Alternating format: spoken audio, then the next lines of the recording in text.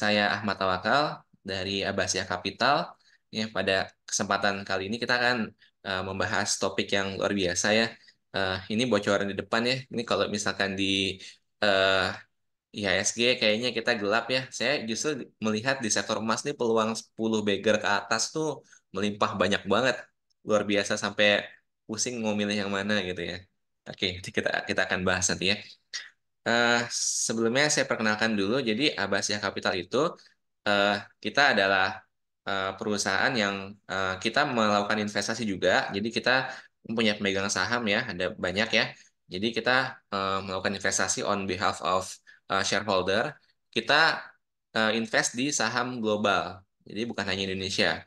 Nah, sahamnya itu kita pilih kriterianya dia harus memenuhi prinsip syariah, yaitu bisnisnya halal gitu ya. Kemudian juga makanya kita nggak, misalkan BBRI ini turun nih, kita beli nggak? Kita nggak bisa. Jadi kita beli yang lain. Kemudian juga kita targetin investasi yang agresif. Jadi ini sebenarnya ikutin ajarannya Pak Donald nih. Kita beli jangan blue chip, kita beli yang perusahaan yang masih kecil-kecil yang bisa tumbuh multi bagger, gitu ya. Oke, jadi sekarang ini adalah situasi di dunia yang berbeda dibanding situasi biasa ya. Jadi kita sedang eh, diambang perubahan besar di sistem moneter global. Jadi kita mesti siap-siap karena eh, kalau kita siap gitu ya, kita akan menemukan peluang banyak sekali gitu ya. Tapi kalau misalkan kita nggak siap, kita nanti akan mengalami kesulitan nantinya. Oke.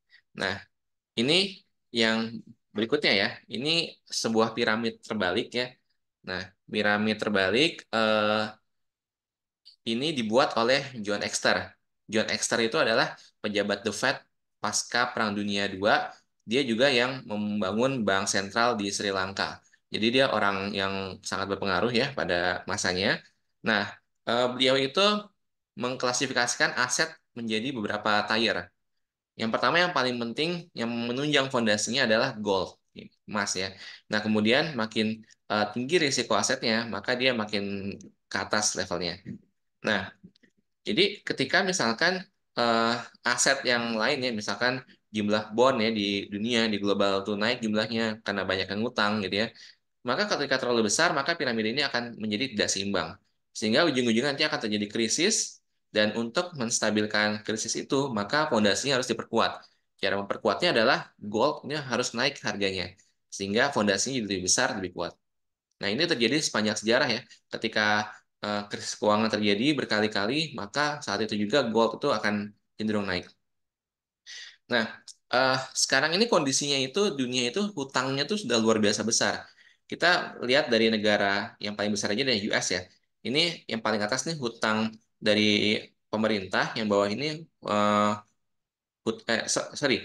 Iya benar. Ini yang bawah ini hutang dari eh, pemerintah. Nah, ini hutang swasta yang di atas. Nah, hutang swastanya US itu 150% dari GDP. Jadi gampangnya nih kalau punya rumah nilainya 1 juta gitu ya, dia hutangnya 1,5 juta. Nah, kemudian hutang pemerintah itu 123% dari GDP. Kalau dijumlah ya kira-kira 2,7 kali lipat dari GDP, dari size ekonominya. Jadi dalam singkatnya ya, hutangnya kebanyakan gitu ya. Nah, itu bukan hanya US, negara-negara juga seperti itu. Euro, Cina, ya, Jepang. Nah, karena sudah kebanyakan utang ini, maka piramida tadi menjadi tidak stabil. Sehingga ujung-ujungnya akan terjadi krisis hutang. Ya. Nah, di sini krisis hutang itu diperparah dengan adanya COVID. Jadi ketika COVID itu eh, government itu mengalami dilema ya. Mereka harus membiayai santunan kepada masyarakatnya ya, tapi pemasukan pajak berkurang. Sehingga akhirnya mereka menerbitkan hutang dalam jumlah besar untuk menalangi pengeluaran mereka. Sehingga kita melihat ya global bond issuance itu meningkat waktu zaman COVID tahun 2020 dan eh, 2021 ya. Ini meningkatnya luar biasa. Biasanya ini di level 6 triliun per tahun ya. Sekarang waktu tahun 2021 jadi 9 triliun, naik 50%. Ini skala luar biasa ini. Nah, jadi efeknya adalah obligasi itu kan akan jatuh tempo ya. Normalnya tuh obligasi akan jatuh tempo dalam 5 tahun. Jadi kalau obligasi yang diterbitkan tahun 2020, maka biasanya akan jatuh tempo di tahun 2025. Sehingga kita melihat bahwa debt yang jatuh tempo itu naik jumlahnya. 2025, 2026 sampai 2028 itu masih tinggi jumlahnya. Itu terjadi secara global, ya. Ini juga seperti itu. Nah, ini dari Bloomberg ya. Tahun 2025 ini diprediksi dana yang terserap ya yang dibutuhkan untuk membiayai bond itu besar sekali. Di emerging market tuh kira-kira ya hampir 8 triliun dolar. Terus di developed market itu jumlahnya kira-kira 20 triliun dolar. Nah, ini ya penyebabnya kenapa kok kayaknya ekonomi dunia tuh lemah ya. Karena duit yang ada itu diserap untuk membayar hutang. Ini Indonesia juga seperti itu. Government bond, ini baru government bond ya. Jadi yang jatuh tempo itu kira-kira 800 triliun per tahun. Mulai tahun ini sampai tahun 2027. Dan sampai tahun 2028 juga jumlahnya tinggi. Nah, ini belum termasuk bunga. Jadi tahun ini tuh bunga yang harus dibayar oleh pemerintah Indonesia jumlahnya kira-kira 500 triliun. Jadi total 800 triliun tambah 500 ya 1.300 triliun yang harus dianggarkan pemerintah untuk mengelola hutang tahun ini. Padahal APBN aja cuma sekitar 3.000 triliun. Makanya ini penyebabnya kenapa kok kayaknya di Indonesia ekonomi itu melemah ya. Karena uang-uang itu ya, itu terserap untuk membayar hutang. Sehingga uang yang harusnya untuk menggerakkan ekonomi jadi berkurang jumlahnya. Gitu. Nah, selain jumlah hutang, ini chart yang sangat penting sekali ya. Jadi eh, hutang itu ada levelnya ketika di mana dia tuh aman, ada levelnya ketika dia akan memicu krisis. Nah, yang paling penting itu adalah kita harus membandingkan antara jumlah hutang dibandingkan jumlah liquidity. Liquidity itu kira-kira gampangnya jumlah uang lah, jumlah uang di dunia. Nah, ketika jumlah hutang itu naik lebih besar dari 200%, 200% dari jumlah liquidity, eh, nah maka itu akan terjadi resiko terjadi krisis. Jadi misalkan di sini nih, ini berkali-kali ya ketika jumlah hutang itu melebihi jumlah liquidity ya di atas 200%, maka ini terjadi krisis. Misalkan nih tahun 2008 tuh ini Lehman Brothers ya, US Housing Crisis. Kemudian krisis waktu 97-98 ya. Nah, tapi sebaliknya ketika jumlah liquidity itu jumlahnya jauh di bawah level 200% ini, maka yang terjadi adalah booming, terjadi bubble. Ya, misalkan yang belakangan ini terjadi ini adalah cryptocurrency boom. Ya, ini karena ada pencetakan uang jumlahnya luar biasa ya setelah krisis-krisis yang ada, sehingga di sini tahun 2015 itu eh, jumlah uang banyak sekali, maka di sini terjadi booming. Boomingnya itu booming kripto, booming sektor teknologi ya. Maka jangan heran ya kalau uang banyak pasti booming. Kalau uang sedikit, maka itu akan terjadi ekonomi krisis. Nah, tahun 2025 ini jumlahnya itu liquidity itu udah mulai di fase kritikal tuh.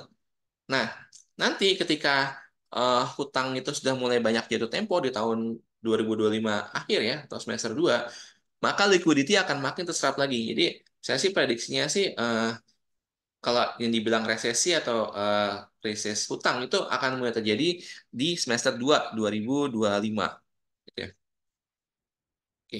Kenapa itu bisa terjadi ya? Karena jumlah uang itu kan terbatas ya. Tapi kalau semua orang mau eh, membayar hutangnya, maka uang itu akan menjadi tidak cukup gitu ya. Oke.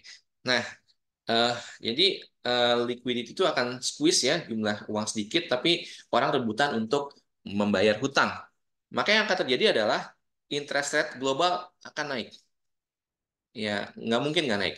Pasti akan naik. Nah, ini akan menjadi masalah bagi beberapa institusi gitu ya. Yang pertama yang jadi masalah tuh institusi yang dia rating hutangnya turun. Ini kita baru dapat kabar ya sekitar seminggu belakangan ini bondnya Prancis itu diturunin ratingnya oleh Standard and Poor menjadi negatif. Nah, ketika seperti itu dia punya hutang terus mau refinance hutangnya, kemudian rating bondnya itu negatif, dia akan kesulitan untuk merefinance hutangnya. Nah, di kondisi seperti ini, maka kita akan bisa melihat nanti akan ada berita-berita eh, bankruptcy ya, atau debt yang tidak bisa dibayar di global. Ya mungkin akan terjadi di seluruh dunia akan ada beberapa ya debt-debt yang tidak bisa dibayar. Ya. Nah, kemudian yang akan jadi masalah lagi adalah di industri yang dia itu punya aset banyak dalam bentuk bond, misalkan pensiun fund gitu ya, itu akan suffer luar biasa tuh karena nilai asetnya tuh turun. Oke. Nah, makanya ketika terjadi krisis ini akan men-trigger tahap selanjutnya, tahap yang nanti ujung-ujungnya akan menjadi awal dari penyehatan ekonomi, yaitu money printing skala global dalam jumlah yang luar biasa besar. Karena kalau pemerintah atau central bank itu tidak meningkatkan suplai uang, maka debt ini ya akan banyak yang eh, collapse ya. Jadi harus dilakukan money printing dalam jumlah luar biasa. Ya, ini pada akhirnya memang central bank yang akan merescue ekonomi, gitu ya. Nah, ini yang penting di sini ya, eh, monetary policy tree. Nah, jadi monetary policy ini adalah jurus dari central bank untuk menghadapi pelemahan ekonomi. Nah, ada tiga eh, tiga tier ya. Nah, kalau misalkan ekonomi krisisnya itu ya skala biasa aja gitu ya, maka central bank akan cukup melakukan penurunan suku bunga. Nah, efeknya adalah nanti nilai bond akan naik, kemudian orang-orang jadi mudah untuk melakukan pembelian dalam KPR atau kredit mobil ya. Nah, kalau ini akan berhasil ketika skala ekonomi downturn-nya tuh ya biasa-biasa aja gitu ya. Tapi ketika seperti sekarang ya, suku bunga itu sebenarnya dalam level yang rendah, ini nggak akan berhasil lagi. Jadi teman-teman ini mesti ya, kita perlu ingat juga ya bahwa sekarang ini even di Indonesia ya, itu suku bunga itu lagi rendah. Di tahun 2014 itu suku bunga KPR tuh masih 11%, 12% ya. Sekarang itu banyak yang 8%, 7%, 6%. Jadi eh, menstimulasi ekonomi dengan menurunkan suku bunga itu sekarang nggak efektif. Nah, yang jurus kedua itu adalah pemerintah, government central bank itu dia mencetak uang baru ya untuk membeli financial asset, misalkan obligasi. Nah, ini juga eh, kemungkinan juga tidak akan bermanfaat banyak karena gini, sekarang ini kan ekonomi melemah karena daya beli melemah.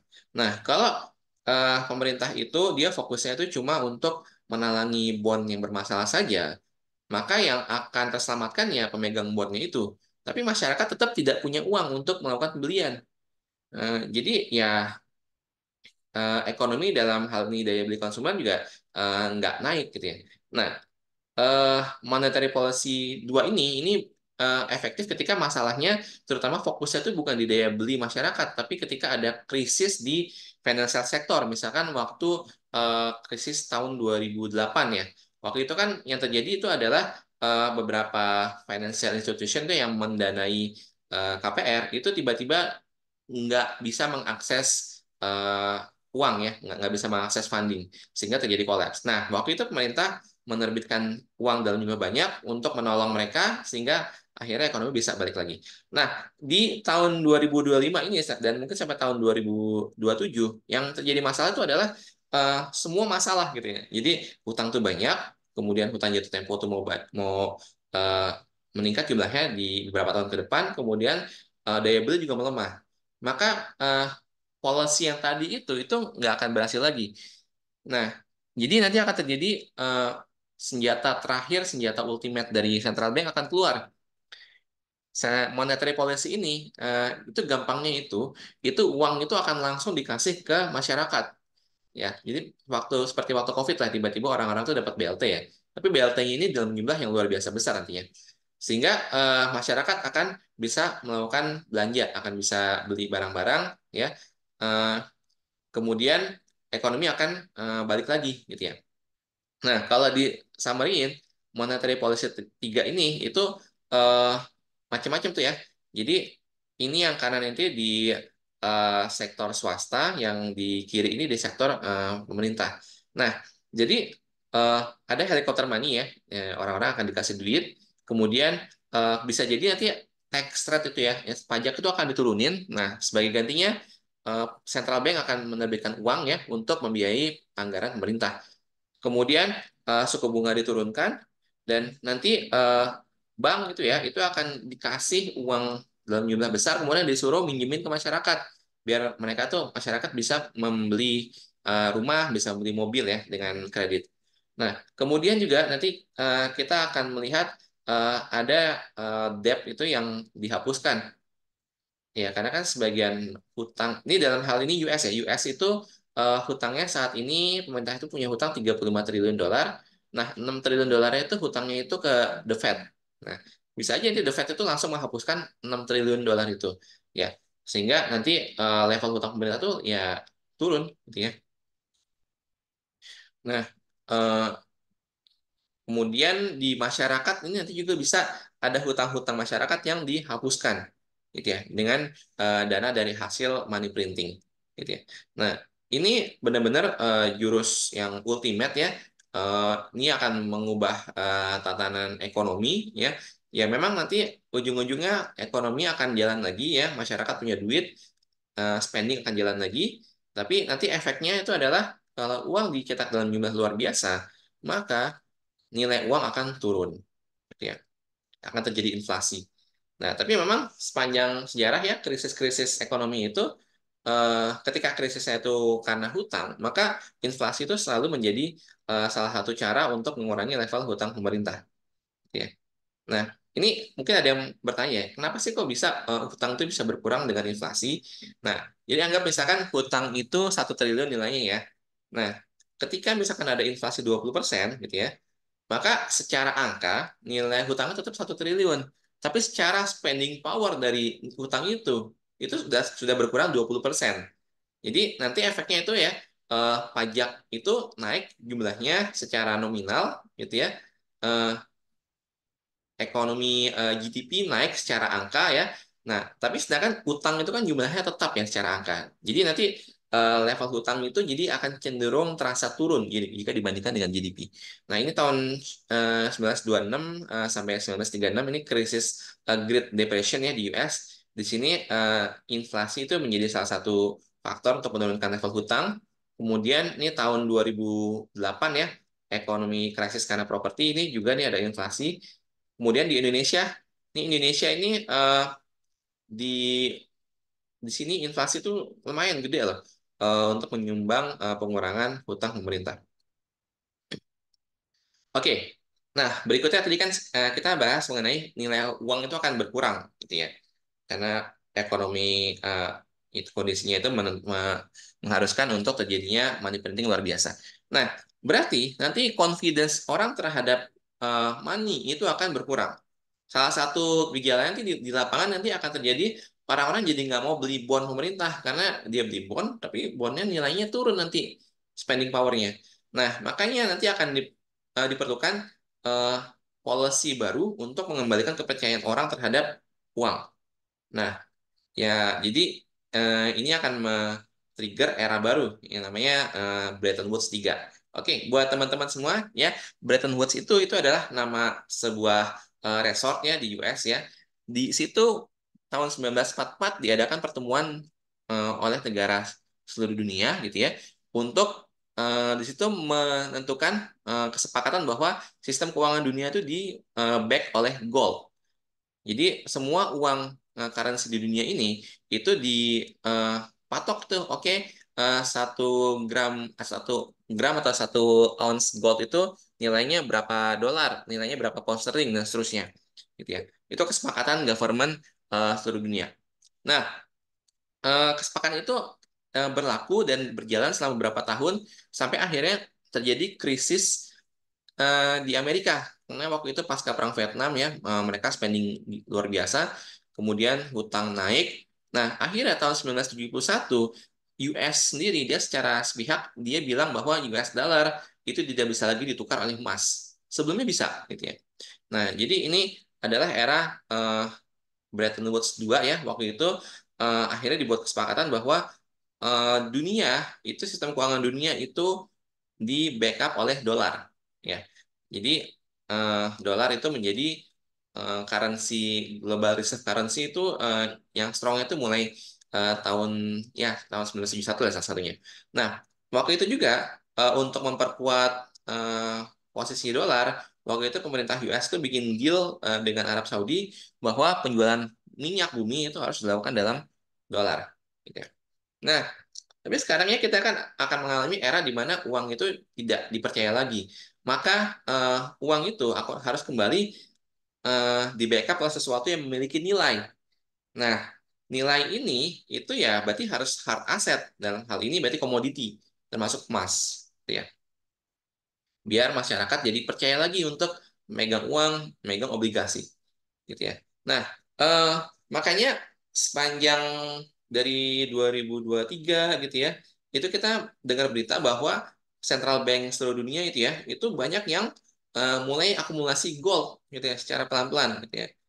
Nah, itu diperparah lagi dengan perang Rusia Ukraina ya waktu itu tahun 2022 cadangan devisanya Rusia itu senilai 300 miliar dolar itu dibekukan oleh US. Jadi ada negara-negara ya yang berpikir bahwa oke, kalau dia punya policy yang tidak sejalan dengan polisinya US, maka US bisa membekukan cadangan devisa mereka sewaktu-waktu. Makanya untuk mengantisipasi hal itu, mereka meningkatkan cadangan mereka dalam bentuk emas. Ya, ini ya. Ini dari tahun 2022, ini yang hijau ini gross purchase. Jadi kita bisa melihat ya, yang hijau-hijau ini nilainya tuh naik gitu ya. Berarti central bank tuh akumulasi gold terus-menerus. Bahkan rumornya Cina itu ya, Cina itu dia langsung bikin deal langsung ke tambang di Amerika Latin. Jadi dia beli emas dalam bentuk setengah jadi, dalam bentuk dore ya, terus dibawa ke Cina untuk dimurnikan. Terus saking Cina itu akumulasi goldnya itu luar biasa. Jadi eh, ya official buying number saya itu di bawah yang sebenarnya. Jadi banyak yang tidak dilaporkan oleh Cina dalam pembelian emasnya. Oke, siapa aja yang beli? Ya ini India, Turki, Polandia, Cina ya. Eh, banyak lah gitu ya. Nah, ini adalah level cadangan emas official numbers dari negara-negara dunia. Nah, memang US ini masih yang punya cadangan emas dalam jumlah paling besar. Nah, cuman cadangan emasnya US itu udah lama nggak diaudit. Jadi dia kan nyimpen cadangannya itu di Fort Knox ya. Nah, itu di audit terakhir ya full audit itu tahun 1950-an. Jadi sekarang itu Donald Trump itu mau mengaudit cadangan emasnya US gitu ya biar ada official numbers yang bisa dipercaya seluruh dunia. Karena ada banyak rumor tuh, rumor yang misalkan, oke cadangan emasnya US tuh nggak 8.000 ton. Ada juga yang bilang, oke emasnya itu sebagian palsu. Dan memang pernah ada kejadian, ya ada emas yang pakai stempel US, gitu ya. Oke luarnya emas tapi dalamnya tungsten. Jadi emas palsu itu ada gitu ya. Jadi makanya mereka perlu audit untuk memastikan bahwa emasnya memang benar ada dan asli. Karena US itu akan menggunakan emasnya itu untuk sesuatu. Jadi eh, Treasury Sekretarinya US ya Scott Bessent bilang bahwa eh, dia akan memonetize asetnya US. Jadi aset yang sebelumnya nggak di apa ya nggak dimanfaatkan banget itu akan dimonetize. Jadi contohnya misalkan emas ya, emas itu di balance sheet-nya US itu dicatat nilai sekitar 30-an dolar per ounce. Padahal sekarang harga udah hampir 3.000 dolar per ounce. Jadi kalau itu dilakukan revaluasi aset, maka tiba-tiba US punya aset yang banyak dan aset itu bisa dipakai untuk basis untuk menerbitkan uang. Gitu. Oke, nah ini sebenarnya sepanjang sejarah devisa negara-negara tuh dipegang dalam bentuk emas sebenarnya. Ya, ini dari tahun 1880 ya. Nah, semuanya itu berubah ketika Perang Dunia II ya, ketika terjadi kehancuran luar biasa, negara-negara pada melakukan money printing dalam skala besar, sehingga pelan-pelan di sini US dollar menggantikan reserve currency yang dipegang oleh central bank seluruh dunia. Nah, cuman ini udah mulai terjadi reversal nih. Udah mulai terjadi level yang dipegang oleh central bank ya, emas yang dipegang central bank itu naik jumlahnya tuh. Terakhir udah mulai 20%.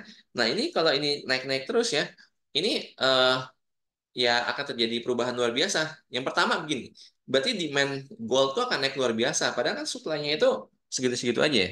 Berarti harga emas juga akan naik dalam skala yang luar biasa. Ini ya, saking akumulasi luar biasa ya emas ya. Ini ada bullion bank di London yang emasnya tuh tiba-tiba dikirim ke US dalam jumlah besar sekali, sekitar 82 miliar dolar. Nah, eh, ada beberapa rumor ya, kemungkinan sih yang beli itu the Fed atau US Treasury ya untuk meningkatkan cadangan emasnya dia. Ya. Nah, tapi whatever kejadiannya sebenarnya, key point yang kita ambil adalah sekarang ini central bank itu berubah, yang tadinya itu mungkin 20 tahun terakhir itu kebanyakan mereka itu net seller emas, sekarang mereka menjadi net buyer emas. Dan kalau misalkan yang beli emas itu adalah kekuatan ekonomi terbesar di dunia, yaitu China dan US, maka kita anggap ya ini market di mana dua bandar terbesar itu akum. Dan akumnya baru aja mulai gitu ya. Jadi kita akan bisa melihat ya emas ya to the moon lah gitu ya istilahnya. Oke, nah yang menarik gini, eh US itu kan punya hutang besar sekali ya, sekitar 35 triliun dolar ya. Dan ya mereka masih ya bingung ya gimana cara melunasi hutangnya, karena itu hutang yang tidak mungkin terlunasi. Dan itu baru eh, hutang yang ada di balance sheet mereka. Belum termasuk obligation yang harus mereka lakukan di masa depan.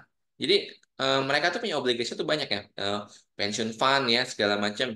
Itu kalau di total itu sama debt-nya sekarang, itu total eh, pemerintah US ya hutangnya mereka yang atau kewajiban mereka itu sekitar 100 triliun dolar. Nah, itu jumlah besar sekali, nggak mungkin dibayar, gitu ya. Jadi harus dilakukan salah satu solusi yang bisa dilakukan. Nah, menurut saya, gitu ya, salah satu yang bisa dilakukan adalah US itu dia harus melunasi hutangnya itu dengan gold. Nah, ini memang agak-agak apa kontroversial banget ya.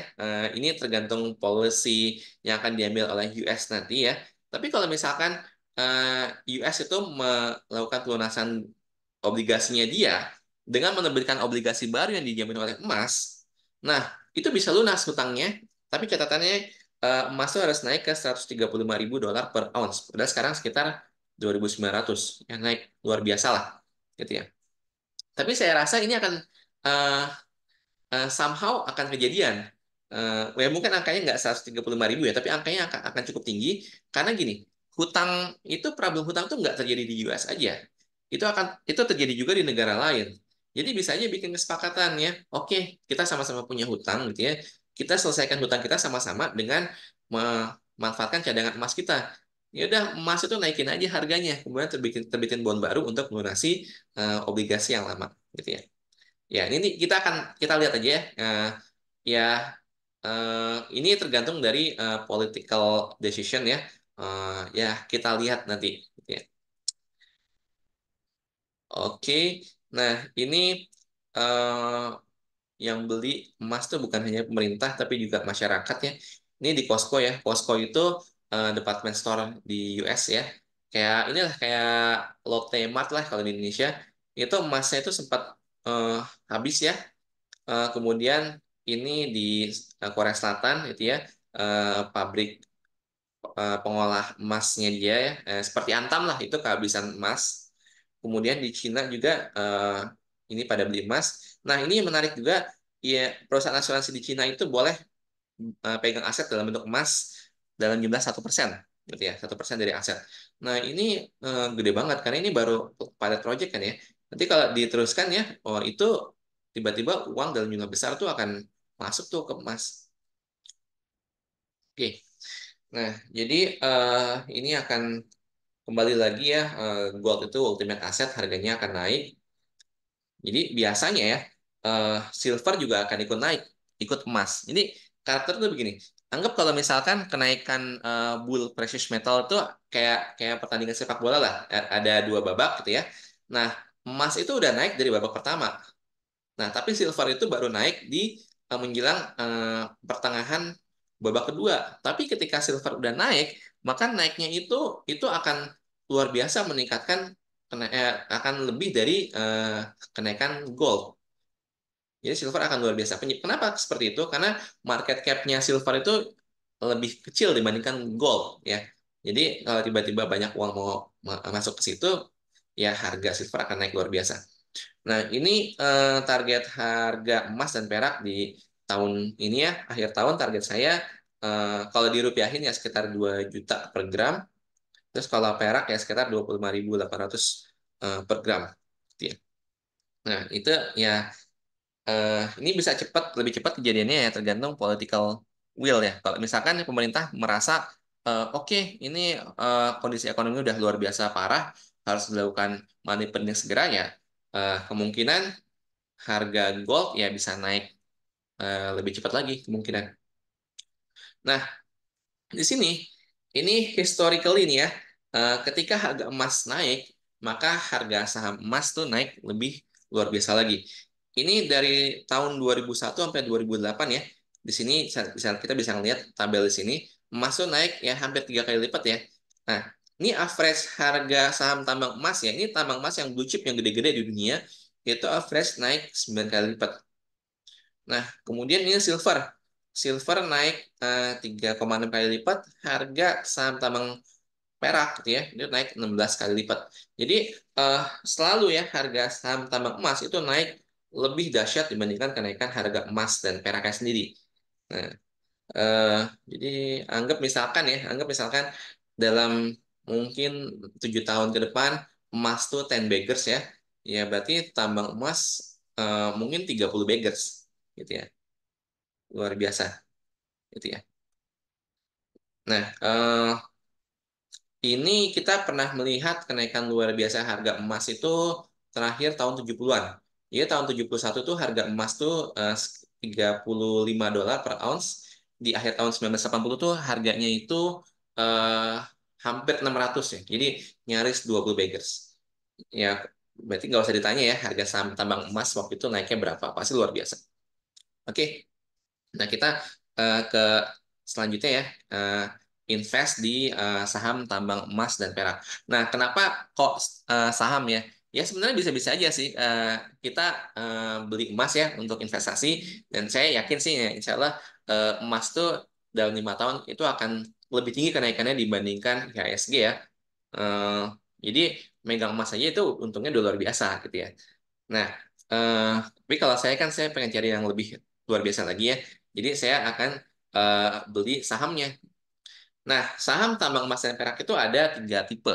Ya, ada explorer, developer, producer. Ya. Nah, explorer itu dia perusahaan yang masih mencari emas, gitu ya. Belum ketemu emasnya, gitu ya. Atau kalau udah ketemu, tapi dia mau nyari lebih banyak lagi. Nah, ini high risk banget karena hanya satu dari 3.000 saham yang dia itu akan bisa menjadi tambang yang berproduksi. Tapi di sini kalau misalkan ketemu ketika eksplorasi ketemu emas yang banyak ya tiba-tiba itu 10 beggars itu gampang gitu ya. Emang memang sangat sulit untuk mencarinya. Nah, eh, saya di sini biasanya akan mencari eh, perusahaan yang dia punya project gitu ya, dekat dengan tambang yang sudah beroperasi dan tambangnya besar. Kemudian juga saya akan mencari drill hole yang bagus. Oke, sekarang drill hole itu apa sih? Jadi eksplorasi itu untuk eh, tambang emas ya, tambang emas perak itu dilakukan dengan cara ngebor tanah ya. Jadi pertama itu mereka akan melakukan survei di lokasi yang kira-kira prospeknya bagus ya. Surveinya itu ada geofisik, ada geochemistry dan segala macam gitu ya. Kemudian setelah ditemukan target yang prospek paling bagus, itu akan dilakukan pengeboran. Ngebor terus kemudian dianalisis tanah yang dibornya itu berapa kandungan emasnya. Nah, eh, sebuah proyek itu akan lebih bagus prospeknya ketika pas dibor itu ketemu tanah dengan kandungan emas yang tinggi. Nah, kandungan emas yang tinggi itu eh, kita akan dikalikan. Jadi misalkan tanah itu mengandung emas 2 gram per ton. Kemudian tanah yang mengandung emas itu ternyata panjangnya itu 50 meter gitu ya. Maka kita akan mengkalikan 2 gram per ton dikali 50 meter, hasilnya ketemu 100 gram per ton meter gitu ya. Nah, angka 100 ini adalah angka yang bagus. Karena kalau Newmont itu ya, Newmont itu kan perusahaan emas terbesar di dunia ya, dia untuk mengevaluasi sebuah project itu make sense untuk di-develop atau enggak, dia akan eh, mensyaratkan bahwa harus ada minimal 3 drill hole yang menghasilkan 100 angka 100 tadi, 100 gram per ton meter. Gitu ya. Kalau enggak seperti itu ya, dia nggak akan lanjutin karena Kalaupun ada emas, emasnya itu sedikit. Ya. Nah, uh, angka ini makin tinggi makin bagus. Jadi misalkan ada sebuah proyek tuh di Kolombia ya, dia ada berapa ya? 8 drill hole kalau nggak salah ya. Itu rata-rata tuh angkanya tuh bukan 100 tapi sekitar 200 gitu ya. Jadi itu bagus banget, prospeknya bagus. Harusnya itu akan menjadi tambang yang deposit itu banyak. Nah, kalau silver itu angkanya itu harus lebih besar lagi. Jadi kalau bisa sih 5.000 gitu ya angkanya. Jadi 5.000 itu misalkan dia eh, ngebor ketemu kandungan perak tuh 500 gram per ton sepanjang 10 meter gitu ya. Nah, itu bagus tuh. Nah, especially sekarang silver itu. Jadi teman-teman kan grade ini penting karena kalau grade-nya rendah itu nggak akan bisa jadi tambang yang profitable karena cost-nya tinggi. Jadi gini, kalau tambang itu kan menggali satu truk gitu ya, itu biayanya itu ya relatif flat ya. Nah, tapi kalau dalam satu truk itu yang satu tuh mengandung 2 gram emas, yang satu lagi 4 gram emas. Maka effectively ya, truk yang mengandung 4 gram emas itu akan lebih profitable ya, karena cost-nya sama gitu. Nah, saat ini di kondisi sekarang, di harga perak sekarang ya, itu eh, tambang perak yang profitable itu yang kadarnya itu di atas 240 gram per ton. Gitu ya. Nah, kalau untuk emas, emas tuh saya biasanya akan mencari ya, kalau untuk yang tambangnya itu dangkal ya, jadi bisa dilakukan open pit mining, itu ya minimal 1 gram per ton deh gitu ya. Nah, kalau tambangnya harus underground, ya itu kadarnya harus 5 gram per ton gitu ya. Pokoknya intinya makin tinggi grade-nya makin bagus gitu ya. Oke, nah ini eh, yang berikutnya yang saya cari adalah saham-saham yang dia itu punya program drilling agresif. Jadi dia baru raising fund dalam jumlah besar gitu ya, sehingga dia bisa ngebor banyak gitu ya.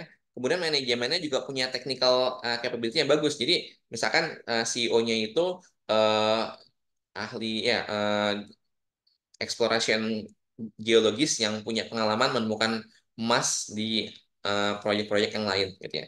Jadi technical capability-nya harus bagus gitu ya. Kemudian ownership dari insidernya itu harus tinggi. Kemudian saya juga kalau bisa cari daerah-daerah yang bagus ya. Misalkan West Afrika, terus Arabian Nubian Shield itu di sekitar Saudi, Ethiopia ya. Karena di sini itu beltnya dari orogenic gold deposit. Nah, orogenic gold deposit ini punya kelebihan ya karena dia itu deposit itu biasanya eh, extend sampai ke dalam. Jadi makin digali makin banyak ketemu emas gitu ya. Jadi bisa long lasting dan makin ke dalam itu grade-nya makin tinggi, berarti bisa makin profitable gitu ya. Ini contoh ya. Ini project di Kolombia ya. Jadi di sana itu ada tambang besar yang sudah beroperasi ya. Ini tambang Segovia di sini nih. Ini pabrik emasnya, pabrik pengolahannya. Nah, ada perusahaan yang dia itu punya project dekat-dekat sini, nih di hijau tua nih. Ya, harga sahamnya masih 10 juta dolar ya. Nah, dia mau ngebor 4.000 meter tahun ini. Jadi ini prospeknya bagus ya. Eh, Walaupun ya tadi balik lagi bahwa di sini high risk high gain. Ya, jadi kemungkinan gagal nggak ketemu emas ya bisa aja gitu ya. Tapi chance untuk ketemu emas ya lumayan besar juga gitu ya. Gitu ya. Kemudian ini contoh ya, contoh drill hole nih. Ini tambang di Bolivia, di Karangas Project ya. Ini kita coba lihat nih. Ini waktu digali ya, digali dalam sampai dalam. Ini dia tambangnya itu mulai permukaannya itu di ketinggian sekitar 3.900 meter di atas permukaan laut. Nah, dia ngebor itu sekitar 700 sampai 700 meter ke bawah tanah gitu ya. Nah, ini waktu dibor nih, dia ketemu tanah sepanjang 164 meter ada peraknya 94 gram per ton. Terus di sini ini ada yang kandungan yang high grade ya 289 gram per ton sepanjang 44 meter. Artinya ini kalau ditambang ini profitable banget nih di sini nih. Nah, kemudian ketika bornya itu dilanjutkan ke bawah tanah, ternyata ada beberapa lapisan di sini nih. Ini lapisan emas panjang banget nih, 500 meter 1 gram per ton. Ini berarti ini ketika yang atasnya udah selesai ditambang, bawahnya lanjut ditambang, ini profitable-nya lebih lebih dahsyat lagi gitu ya. Lihat di sini ya, kadar tinggi, terus banyak ini ya, size emasnya banyak. Terus kemudian kalau misalkan dilihat ya, ini kan pengeborannya masih dalam kedalaman 700 meter. Ini ke dalam ini masih mungkin ketemu emas dalam jumlah besar lagi. Jadi ini contoh dari sebuah proyek yang menjanjikan ya. Eh, ya karena memang proyek itu kebanyakan tuh nggak menjanjikan. Kebanyakan tuh emasnya sedikit. eh, terus ya jadi nggak make sense lah secara ekonomis. Tapi ada beberapa proyek juga yang bagus banget kayak begini. Nah, kalau kita bisa menemukan proyek seperti ini, ketika dia baru saja melakukan pengeboran yang ya masih baru, misalkan baru 5 bor ya, kemudian kita udah lihat, oh ini bagus nih proyek ini, terus kita beli. Kemudian dia ngebor berikutnya ketemu yang eh, lebih bagus lagi gitu ya. Ya itu harga sahamnya 10 bagel sih nggak susah ya di situ. Oke, lanjut. Tadi explorer ya, sekarang developer. Developer itu udah punya resources yang eh, cukup besar, kemudian dia mau bangun tambang. Nah, dia akan harus mengurus perizinan, kemudian harus bikin mining plan ya. Eh, Mining plan itu mau legalnya dari mana, terus pabrik itu nanti akan lokasinya akan di mana, kemudian harus cari funding gitu ya. Eh, Ya, banyak juga deposit yang emasnya tuh banyak tapi sangat low grade sehingga nggak ekonomis untuk di develop gitu ya. Oke, nah saya cari biasanya perusahaan yang punya emas itu minimal kandungannya 1 juta ounce ya dan bisa dilakukan eksplorasi lebih lanjut untuk meningkatkan kandungan ini. Kemudian IRR at least 35%, capex juga jangan gede-gede ya biar sekarang kan susah tuh nyari duit ya, orang-orang pada rebutan duit. Jadi kalau bisa capex itu rendah sehingga gampang lah nyari fundingnya. Kemudian kedepannya ada rencana gitu ya atau kapasitas untuk meningkatkan produksi secara signifikan. Dan ini yang penting dia akan profitable sekali di eh, harga emas $4.000 per ounce ya. Jadi sekarang itu saya kalau nilai project itu saya udah mulai eh, valuasi gampang tuh ya. Kira-kira profit dia di masa depan itu kira-kira akan $2.000 dikali produksi tahunannya dia. Jadi misalkan mungkin kalau untuk contoh gampang di Indonesia ya, eh, PSAB ya, itu di Resources, itu produksi sekarang kan di level sekitar 100.000 ounce per tahun. Ya, profit dia mungkinnya ya ke depannya akan $2.000 kali 100.000 ya, kira-kira $200 juta gitu ya. Eh, Ya, ada rencana kenaikan produksi sih, cuman ya masih ditunggu ya. Nah, kita nanti akan melihat tuh, oke, profit dia di masa depan, misalkan $200 juta, harga sahamnya sekarang berapa? Ya tinggal dihitungin aja, make sense apa enggak kalau kita beli, murah apa enggak, gitu ya. Kalau yang saya beli sih banyak yang eh, ke depannya profitnya itu kira-kira proyeksinya $200 juta, tapi harga sahamnya sekarang cuma sekitar 70 sampai $100 juta. Itu yang saya incer di situ. Jadi forward PE ya 0,5 lah kira-kira. Terus juga penting kita harus melihat manajemennya capable atau enggak dalam membangun tambang. Berarti kita mesti lihat capability dia di bidang mining engineering ya. Dan juga dia punya ini nggak sih punya niat yang serius nggak sih untuk membangun tambang? Karena ada juga yang oke tambangnya cuma dibiarin gitu aja gitu ya. Dia ngebor-ngebor untuk nambah resources tapi tambangnya nggak dibangun-bangun gitu. Ada juga kayak gitu. Nah, ini contoh proyek di Ethiopia ya, yang lagi dalam development, dia lagi finalisasi funding. Di sini kalau kita lihat kandungan emasnya itu eh, 1,7 tambah 1 ya, itu 2,7 juta ounce. Terus kadarnya bagus banget gitu ya, 2 gram per ton on average. Jadi ini profitable banget kalau dibikin jadi tambang. Kemudian kalau dilihat di eh, peta drillingnya ya, itu makin ke bawah ya, itu grade-nya makin tinggi gitu ya. Jadi dia bisa jadi tambang yang long lasting gitu ya. Nah, ini eh feasibility study-nya dia ya. Even di harga emas 2.800 ya, itu dia kira-kira IRR-nya antara 67 sampai 83%. Jadi ini proyek yang luar biasa sekali. Oke, produser. Produser itu udah produksi emas ya. Eh, ya kalau udah produksi pasti kalau harga emas naik dia profitable makin luar biasa. Nah, cuman saya akan mencari yang dia punya rencana untuk menaikkan produksi secara signifikan dan dia juga punya plan untuk meningkatkan resources. Pokoknya growth company lah kira-kira. Nah, ini contoh eh, ada project di Amerika Latin ya. Eh, dia pertama kali akuisisi tambang tahun 2023, kemudian eh, restart operation, terus expansion, konstruksi eh, extension tambangnya gitu ya. Jadi dia inilah growing company lah. Ini bagus nih kayak gini nih, gitu ya. Ya, cuman nanti kita akan lihat ya secara evaluasi nilai perusahaannya bagus apa enggak gitu ya, murah apa enggak. Tapi kalau dilihat dari riwayat manajemennya, ya dia akuisisi terus ya, terus mencoba mengaktifkan tambang baru. Kemudian nih yang menarik nih, ini tambangnya grade-nya tinggi banget nih, 6 gram per ton. Artinya dia ini akan jadi mesin duit ya.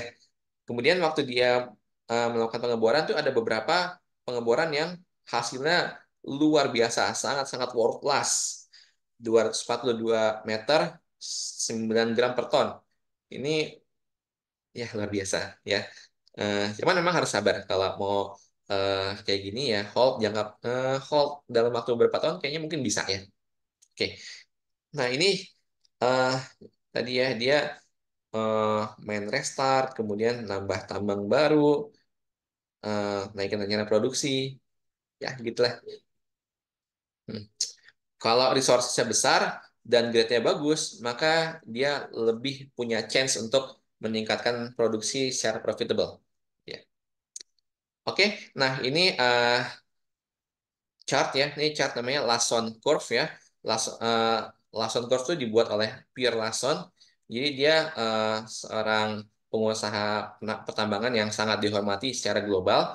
Jadi dia memetakan bahwa eh, sebuah proyek tambang itu valuasinya akan berevolusi sepanjang eh, stage dari proyek. Jadi ketika awal gitu ya, waktu pertama kali discovery itu pelan-pelan harganya naik ketika makin dilakukan pengeboran, makin ketemu emas banyak gitu ya.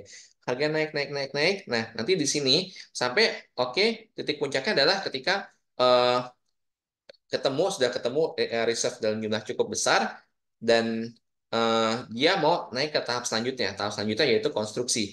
Nah, konstruksi kan harus ngurus perizinan, harus secure funding, harus bikin mining plan, itu panjang tuh.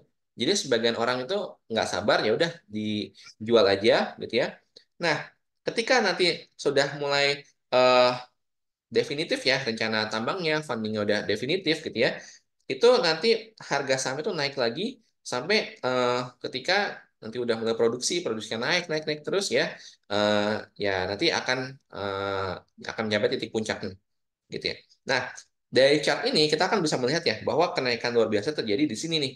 Ketika dia mulai discovery terus kemudian eksplorasi ketemu emas makin banyak. Berarti kita kalau kita mau investasi kita harus cari di sini project yang ketika eksplorasinya itu punya prospek yang bagus atau di sini nih project yang uh, make sense dan akan profitable ketika di develop menjadi tambang operasional gitu ya. Kita masuk di sini gitu ya. Terus sabar tunggu sampai mulai produksi gitu ya. Oke, eh, itu saja gitu ya. Jadi ini kata-katanya John Templeton ya. Kapan kita harus investasi ketika orang-orang pada pesimis. Eh, itu saja. Ini kalau mau ngobrol lebih lanjut bisa hubungin kita di email salam@abasyah.com. Kemudian ya ini insya Allah ya dalam waktu 1 minggu 2 minggu ke depan kita akan mengadakan offline meeting ya. Ini monggo kalau misalkan mau ngobrol lebih lanjut ya. Karena ini saya disingkat-singkat banget nih ngomongin. Ini kalau ngomong tentang saham tambang nih bisa panjang nih. Oke, itu aja. Ini luar biasa ya. Tentu tadi sudah dijelaskan bahwa akan ada potensi ya, potensi emas ini akan naik harganya. Apakah itu karena emang central bank ya akumulasi ya dua bandar besar, atau bahkan mungkin juga ada yang namanya revaluasi gold ya, revaluasi gold itu juga bisa dilakukan oleh Amerika agar kemudian balance sheet-nya bisa bisa menyimbangkan ya, atau malah menutup menutup hutangnya yang besar ya, bahkan bisa sampai ke 100 berapa tadi 160 130 ya. 135.000 ya, US dollar per ons. Sekarang masih di 2.900 ya, jadi bisa berapa puluh bagger ya. Itu tapi tentu skenario ideal. Nah, poin yang kedua juga tuh terkait bahwa kenaikan harga saham tentu kenaikan harga emas itu naik tinggi, tapi harga sahamnya jauh lebih tinggi lagi gitu ya.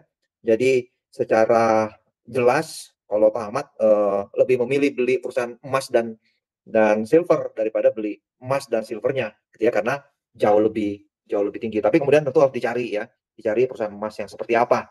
Dan kayaknya tadi nggak ada tuh perusahaan emas di Indonesia gitu ya, karena kebanyakan apa yang harganya mahal atau ada gara-gara tipu-tipu gitu Mas. Jadi jadi nggak ada muncul tuh contohnya yang di Indonesia.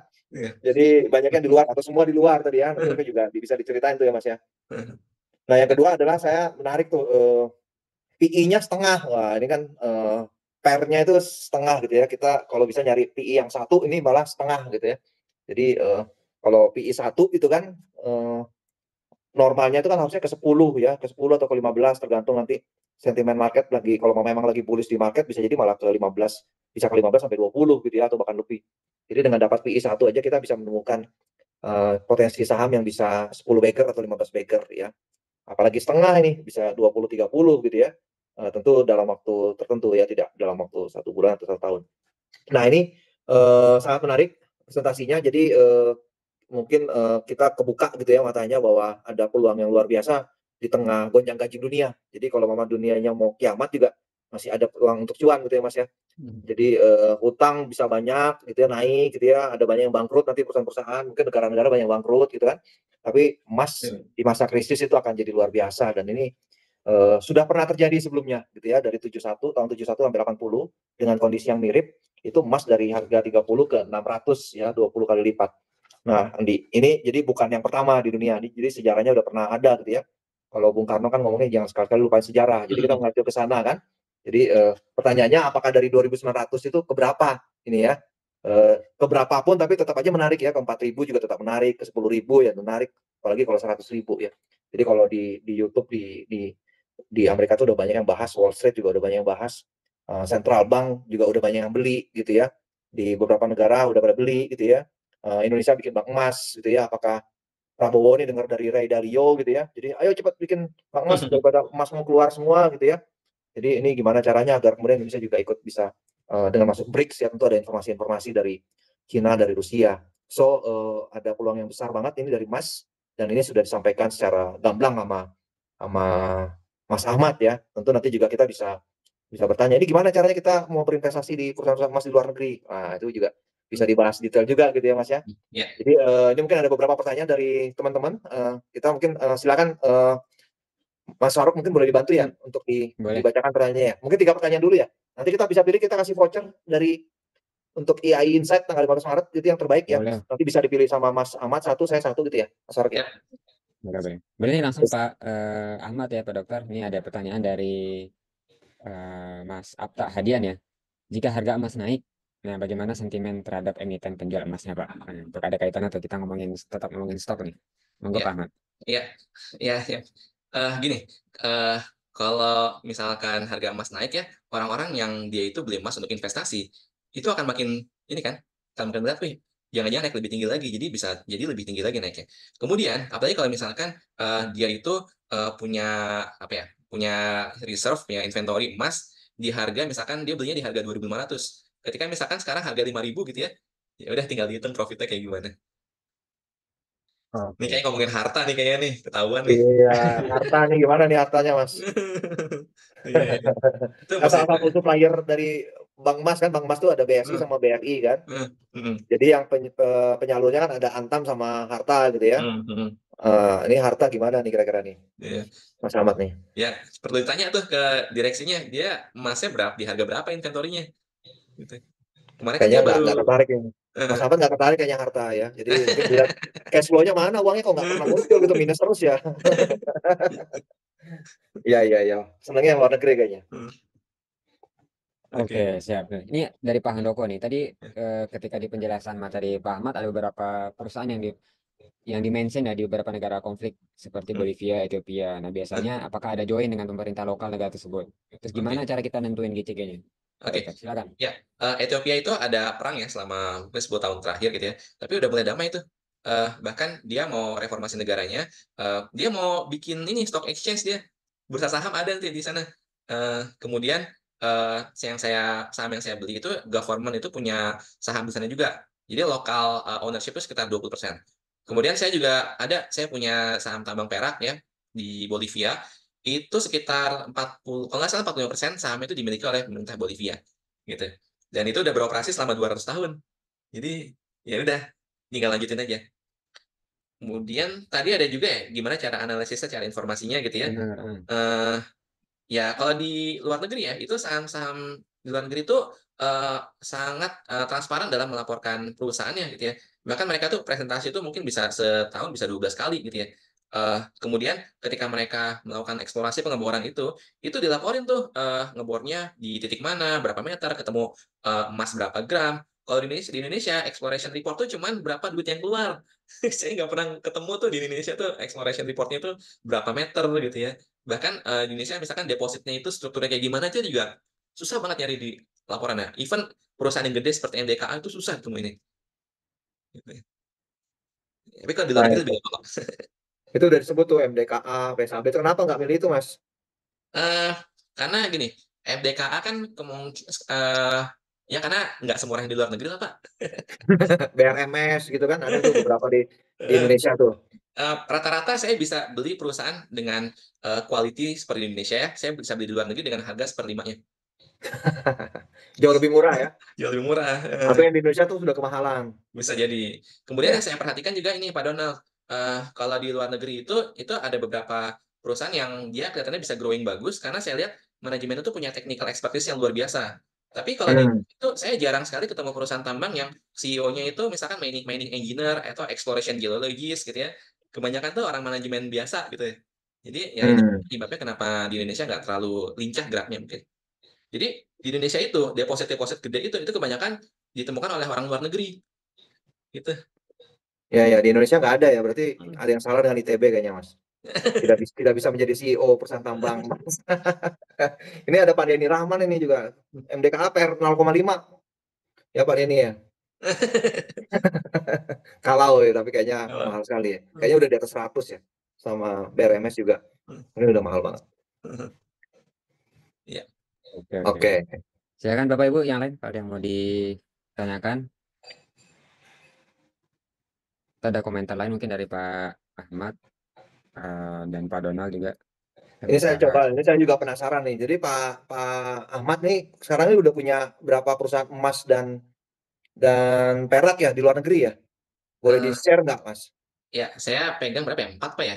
4 ya. Ini Nah, yang PR-nya 0,5 semua ya? PET 0,5 itu di harga emas 3.000 Pak. Wis. Harga emas 5.000 ya berapa ya? Beda lagi ya. Ya, itu boleh di-share nggak, Mas? Eh, saya pegang ada tuh Westwich Mining tuh di Afrika Selatan tuh ada tuh. Saya pegang Kevi Gold juga itu tambang di Ethiopia. Eh, dan ada beberapa inceran saya lagi sih. Eh, ya saya sampai bingung nih milihnya yang mana nih. Karena kan kalau ikut Jadi ilmunya Pak Donald tuh harus concentrated ya. jadi milih 4 ya. 4 itu Eh, concentrated banget tuh. iya. Concentrated banget ya. Jadi yang mungkin Eh, yang kalau di apa namanya? Di matriksnya itu potensi baggernya besar dan sangat sangat yakin ya, eh, conviction ya. eh, Sangat yakin bahwa ini akan terjadi dan itu juga potensi cuannya sangat besar gitu ya. Tapi kayaknya ada banyak inceran, cuman mungkin uangnya terbatas gitu ya, Mas. Betul, Pak. Makanya bikin ini ya, bikin apa namanya, Abasia Capital. Ya, jadi Jadi harusnya mungkin Danantara itu masuk ke sini Pak harusnya Pak. wah ini tuh kalau kita orang-orang sama masuk ke sana, Mas, Hmm, pasti dikerjain gitu. hmm, Jadi Danantara dengan uang yang luar biasa harusnya sih bisa, hasilnya bisa luar biasa ya, tapi ya hmm. ya oke lah. Ya, nah ini ada lagi mungkin pertanyaan Mas Faruk ya. iya. Berapa Pak dividen yield-nya Pak di tambang perak Bolivia Pak Ahmad kalau boleh tahu nih? Eh, yang saya pegang itu yang udah produksi mas baru satu ya, tambang perak gitu ya. Lainnya sih masih tahap produksi ya. Nah, yang produksi itu dia lagi tahap optimasi karena dia baru akuisisi dari owner lama. Jadi masih ada hutang akuisisi, jadi belum bagi dividen. Jadi juga saya berharapnya nggak bagi dividen sih. Udah jangan bagi dividen lah, ekspansi aja. Kalau bisa beli tambang baru gitu ya. Heeh. Karena ini ya, deposit yang belum di-develop dengan yang udah produksi, itu saat ini saya perhatikan ya, itu kenaikan value-nya itu bisa 10 kali lipat. Jadi mendingan kalau punya duit ya develop tambang aja deh, Jadi Mas Ahmad yang milihnya yang di tipe kedua ya? yang Yang ground ya. yang tipe tambangnya kan ada 3 tuh, ada Oh ya developer, explorer, ya, ya ya developer gitu kalau ya, bisa itu, heeh. itu carinya. Karena risk reward-nya, lebih bagus lah. Kalau exploration itu kan, high risk high gain banget lah. Pokoknya, Ya, saat ini untuk dapat return yang besar ya itu developer cukup lah gitu ya. ya, ya, ya, itu kayak startup lah ya. Kalau di Mhm, explorer ya, kita mungkin heeh, harus beli 100 yang berhasil satu gitu kan. heeh, heeh. Tapi kalau di Nah, developer lebih tinggi. iya. Jadi anggapnya analoginya itu kayak MDKA di tahun 2017. Itu lagi Hmm. fase development gitu ya. Belum belum produksi, kemudian sekarang mau diproduksi kan. Sekarang udah produksi. Itu kenaikan harga saham berapa itu? Kayaknya dulu baru 1 triliun deh market cap-nya deh. Belum nyampe Ya. bahkan. Sekarang udah berapa puluh ya? Udah 30 kayaknya sekarang. Lupa saya. Nah, oke. 30 bagger ya dari 17 ke mungkin Hmm, dari ke 2023 atau 2022 malah ya. hmm, Kenaikannya cukup tinggi. Jadi hmm, 8 tahun ya, 8 hmm, tahun 30 bagger ya. Ya hmm, luar biasa sih, luar biasa. hmm, Oke. Ini mungkin pertanyaannya ini Pak Ahmad ya, hmm, teknis nih. Gimana cara beli saham tambang Afrika, Pak? hmm. Afrika, Iya, Afrika iya, Selatan berarti tadi ya. iya, Afrika Selatan, Bolivia, iya, Ethiopia iya, ini iya. yang dicari Afrika Selatan ya. Iya, iya. Iya, ya bursa saham di luar kan banyak ya. Saya, buka akun ya, pakai akun luar negeri. Kalau dalam case saya pernah coba Saxo Bank, kemudian Interactive Brokers gitu ya. Terus udah beli sahamnya, banyak yang listingnya di ini kok, di Kanada, di Inggris, gitu, di Australia gitu ya. Jadi nggak mesti beli di bursanya Johannesburg ya. Jadi ya kalau mau beli di situ bisa langsung gitu ya. Yang Cuman, penting ya nggak saham apa-apa. Kanadanya Ya punya pindah ke. tambangnya di Afrika Selatan gitu, Pak ya? Heeh, heeh. Oke. Terus pertanyaan nih Pak dari Pak Budi. Kalau dari Pak Ahmad berapa persen porto pembagian antara yang masih exploration dan yang sudah develop? Eh, sekarang exploration saya belum pegang ya sekarang ya. Yang mau beli sih kalau ada dananya lagi sih. Jadi sekarang saya mungkin 80% tuh development, 20% di ini producer gitu. Tapi sebenarnya rasio kayak gini ini nggak mutlak ya. Tinggal kita lihat mana yang paling potensi cuan lah kira-kira lah ya. Ya kalau Berapa? mau lebih resikonya rendah di produsen ya. Heeh, betul. Tapi yang potensinya lebih besar mungkin di developer. Oke. Pengamatan Pak Ahmad di B yang masuk kategori kedua apa aja Pak Ahmad? Ada beberapa ya. Eh, yang pertama itu misalkan SQMI ya, Wilton ya. Eh, Oke. kemudian eh, Okas juga harusnya masuk ya. Ya, apalagi ya? Itu aja kayaknya ya. Kebanyakan udah produksi kayaknya. Oke. Tapi nggak tertarik ya, Pak Dokter nggak tertarik nih sama Okas atau SQMI. Eh, ya, Okas tuh udah 3 tahun bilang mau bikin GeoRC Resources nggak jadi-jadi. Ya, ya Udah tiga ini aja. tahun. Kita kalau lihat saham tambang itu kita mesti lihat riwayat dia ya. Selama beberapa tahun terakhir dia rilis ada progres nggak gitu ya. Kalau nggak ada progres ya ngapain juga gitu ya. Oke, itu salah satu faktor utama ya Pak Ahmad ya untuk melihat Iya, kesesuaian apa yang disampaikan dengan heeh, action plan gitu ya. iya betul. Oke. Dari Pak Budi ini saya kurang nangkep nih. Quimbaya, untuk yang Quimbaya termasuk exploration Pak Iya betul. Itu tambang emas yang di Kolombia itu. Columbia ya. Oke. Dari Pak apa nih, map ya. Nah ini ngomongin fisik nih, beli emas fisik di harga sekarang atau masih harga yang bagus ya Pak? Ya, masih bagus sih Pak. Saya targetnya dalam 5 tahun ya at least 8.000 lah emas itu. Masih bisa naik 3 kali lipat lagi. 5 tahun ya, 5 tahun Iya, 3 kali lipat ya. ya konservatif ya. Tapi kalau Konservatif itu. kalau ada manuver-manuver luar biasa ya, ya udahlah 10 beggars lah. Insya Allah. Jadi polanya itu ngacunya ke ini ya Mas ya, berarti akhir 71 sama tahun 71 ke akhir 80-an ya. Iya, Anggap ya gitu eh, ya polanya. Itu iya, dimulainya starting point-nya di 2023, 2024 gitu ya. iya. Saya sih hitung simpelnya gini Pak. Jadi tadi kan US itu hutangnya itu sekitar 250% GDP ya. Nah, level level yang aman tuh biasanya sekitar 70% dari GDP. Berarti currency mereka harus didevaluasi ya sekitar 50-75% lah. Ya, tinggal Hmm. setengah atau seperempatnya. Jadi kalau seperti itu kan sebenarnya titik kesetimbangan harga emas tuh akan naik 4 kali lipat. Terus ditambah Hmm. nanti akan ada money flow yang masuk karena kayak karena hype lah ya. Jadi kenaikannya akan lebih luar biasa. Jadi Bullish ya. tahun 71 ke 80 itu sendiri, itu US dollar itu turun jadi tinggal seperempat value-nya. Tapi harga emas kan naiknya 20 kali lipat kan. Ya. Karena ada aliran uang yang ikut masuk. Jadi ibaratnya gini, waktu booming properti tahun 2013-2014, itu inflasi berapa sih? Paling setahun mungkin 8% gitu ya. Tapi kan harga properti di beberapa tempat tuh naiknya 2-3 kali lipat kan. Ya. Ya. Inflasi ditambah sama money flow, Ya, sama re-rating. rating. Ya, misalnya asuransi tadi ya, perusahaan-perusahaan asuransi masuk ya. Betul.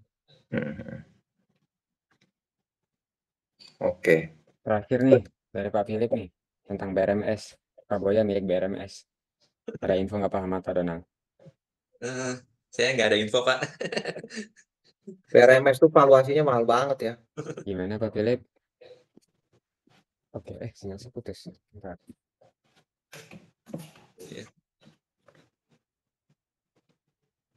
Ya, kalau BRMS forward PE-nya 0,5 ya saya mau beli deh. Oke, siap. Ini Ada lagi? dia PR-nya itu sekitar 100-an, 170, 180 nih. Tahun ini 170, 180. Ya kalau harga emas naik 10 kali lipat, misalnya revenue dia naik 10 kali lipat, ya itu masih di 17 sampai 18 ya. Jadi udah terlalu mahal sih ini. Secara valuasi ya.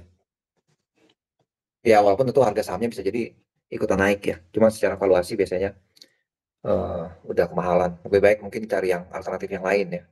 Herman tuh. Iya, ya. Makasih banyak ini Pak Ahmad Tawakal ya untuk sharingnya dari Abasia Capital. Jadi kita bisa belajar juga. Ternyata Pak Ahmad ini sudah ekspansi internasional ya, mengakuisisi perusahaan-perusahaan yang bukan hanya eksplorasi ya, tapi sudah jadi produser.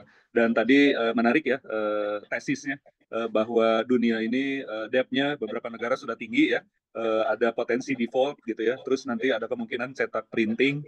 Nah sehingga untuk saat ini mungkin jadi opportunity juga kita memikirkan bagaimana caranya investasi di emas ya. Jadi mudah-mudahan berkah ya, sukses terus buat Pak Ahmad dan Abasia Capital. Semoga bisa terus bersinergi juga dengan kita-kita di IAI dan HINS. Oke ya, makasih banyak. Ya. Amin, amin. Ya. Ya, makasih Pak Herman. Ya, makasih. Ini Pak Herman nih dosen saya nih, dosen saintis saya dulu. Sekarang udah lebih jago Pak Ahmad. Berasa lagi Punya Pak Herman dulunya nggak semua Mas ini. Ahmad? Dosen favorit. Oke. Iya, Dari makasih. Pak Ahmad, Pak Dona, makasih banyak Pak Herman. Dari Pak Ahmad, Pak Dona mungkin. Silakan Ya. Pak Ahmad. Ya, kalau dari saya ya, ini opportunity yang jarang terjadi ya ketika ada perubahan besar. Itu mungkin sekali seumur hidup ya. Jadi ini kesempatan besar bagi kita untuk memanfaatkan sebaik-baiknya dan mesti siap-siap juga ya. Ya mudah-mudahan ini bisa meningkatkan aset kita berlipat-lipat nanti ya setelah Amin, kita lulus amin. dari sini. Ya, Full bagger ya Mas ya. ya, insya Allah. Oke, oke. Terima kasih banyak nih Pak Ahmad Tawakal ya buat sharing luar biasanya, membuka mata ya buat para peserta ya, teman-teman investor ini yang mungkin lagi mencari opportunity ya di balik dari gelapnya Indonesia dan dunia gitu kan. Jadi ini satu opportunity yang bisa di-grab ya. Yang kedua juga mungkin nanti di tanggal 15 Maret itu ada opportunity terkait di bursa saham itu yang perusahaan-perusahaan yang melakukan corporate action ya yang sudah terbukti 2024 itu naik ya. Di 2025 juga masih ada ya. Jadi ini beberapa opportunity kita sajikan bersama-sama IAI, HINS dan Abasia ya, Capital dan tentu keputusan di masing-masing rekan-rekan investor ya. Tentu di investasi kita mengenal adanya resiko ya, ada resiko tolong dipelajari lagi. Jadi jangan sampai ini informasi mentah, tapi tolong didalami lagi sehingga nanti pada saat mengambil keputusan ya itu sudah sangat dimengerti ya risk return-nya itu seperti apa. Artinya mungkin juga harus dilihat bahwa ada potensi bisa jadi ini salah gitu ya, bisa jadi ini nggak akurat gitu ya, bisa jadi ini mungkin waktunya bisa lebih panjang ya, tidak terjadi tahun ini, bisa jadi dalam jangka waktu pendek harga emas turun dulu gitu ya, tapi kemudian nanti di beberapa lama baru kemudian naik dan akselerasi. Jadi ada beberapa resiko yang perlu diidentifikasikan dan tentunya harus di-aware ya, harus sadar sehingga kemudian pada saat mengambil keputusan ya tentu sudah berbasis pada kesadaran akan resiko tersebut gitu. So terima kasih banyak sekali lagi Mas Ahmad buat sharing yang luar biasa ya buat Abasia Capital.